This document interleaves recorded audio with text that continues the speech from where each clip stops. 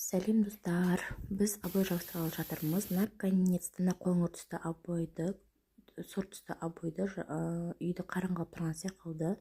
Соны ауыстырамыз, метилонды аламыз, 10 литр суға саламыз, араластырып, кіре дайын болғанша 15 минутқа қойып қоямыз. 15 минут жатса қойып қоямыз. Ол дайын болғанша бір-бірлеп, ақырындап, жөндеп, Медина бар, әкесі бар, мен бар, барлығымыз обойды жыртамыз.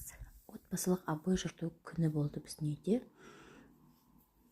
Мединадан үйрендік қалай жырту керек екенін. Сөйтіп бізде жыртып жатырмыз. Ағасы да үйренді. Отбасымызбен обойды өте жақсы жыртады екенбіз. Жыртып тастадық, быт-шытын шығарып.